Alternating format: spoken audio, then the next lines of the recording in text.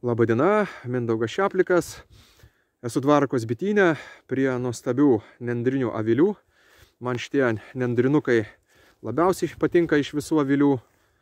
Kažkaip tai man jie labiausiai tokie natūralūs, mažiausiai drėgmės. Na, labai smagu juose bitininkauti. Ir turime lapkričio galą ir šiais metais parodysiu, kaip pas mane bitės eina žiemoti ir kodėl. Va, tai čia yra, atidarysiu, parodysiu jums, štai atidarau aviliuką ir matote, čia šeimelė žiemoja, motinėlė izoliuota ant 4 aukštų rėmų. Vat, ir jos čia žiemoja dabar ne medžiaga viršuje, virš bičių ne medžiaga viršuje, o tinkliukas. Kodėl tinkliukas? Todėl, kad visa drėgmė išeitų per nendrės. Nes turėjau tokį atsitikimą, kaip tik tai pagaminau šitus avilius nendrinius. Tai vat ant stogo galvojau, kad bitėm dar bus šalta, dar tiek daug žinių neturėjau, žinot, savo nuomonę, neišmanimas bičių biologijos ir taip toliau. Tai vat šito vat vietoje tarp stogo ir tašo dėjau fanerą. Ir tada dėjau stogo lakštą. Ir po to aš galvoju, o kam aš tą faneros lakštą dėjau?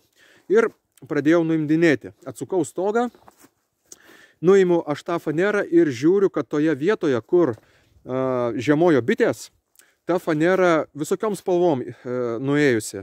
Tai nuo drėgmės, tai ten ir žalia, geltona, raudona, mėlyna, nuo visokio, labai įdomu buvo pastebėti tą fanerą, bet esmė tokia, kad toje vietoje, kur žiemoja bitės, drėgmė kyla į viršų ir per nendrės išeina pro stogą.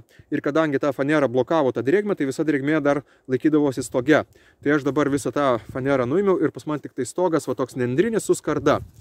Ir visa drėgmė pagal idėją turi pasišalinti pro stogą. Ir vat jeigu dar matote, vat aš jeigu dar truputėlį vat yra tokie vat tarpukai milimetriniai tarp stogo skardos ir medžio, ir pro ten turėtų irgi išeiti ta drėgmė. Todėl vat šiais metais bandau šitą variantą ir žiūrėsiu, gal iš vis drėgmės nebus, nes ir šiaip jau drėgmės šituose nendriniuose aviliuose labai nedaug, turbūt mažiausiai iš viso avilių, bet aš noriu, kad iš viso tą tokį maksimaliai gerą rezultatą pasiekti su drėgme. Tai va, žiūrėsim šiais metais, eksperimentuosim ir matysim rezultatus.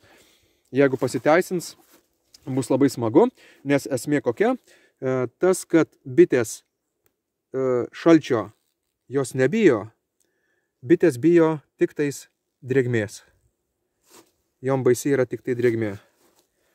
Va, jau jos suėjusios spaudžiasi, eina žiemoti bitutės. Va, tai nebetrukdysime jų daugiau, tegul jos šildosi. Ir dar toks vienas dalykas, lapkričio galas. Ką dar noriu pasakyti, tai esmė tokia, kad jau lapkričio mėnesį mūsų klimato sąlygomis bitės pradeda jau saidinėti į žiemojimo kamuolį. Todėl tinkliukas yra dedamas lapkričio pradžioje, nes tada truputėlį darosi šalčiau viršuje rėmelių, nes čia atsiranda ventiliacija ir bitės jau natūraliai pradeda leistis žemyn. Nes aš dabar pastebėjau, kad vakar aš atėjau, atkėliau medžiagą ir bitės buvo visiškai viršuje. O šiandieną po dienos jau jos, kokius jau 3 cm jau žemyn paėjusios. Ir jos turi sudaryti taisyklingai žiemojimo kamuolį rėmelių apačioje. Tada turi būti sėkmingas žiemojimas, nes bitės žiemą kils nuo apačios į viršų. Jeigu yra taisyklingai sudaromas žiemojimo kamuolys. Tai va, tai tokios naujienos, ačiū Jums už dėmesį ir iki.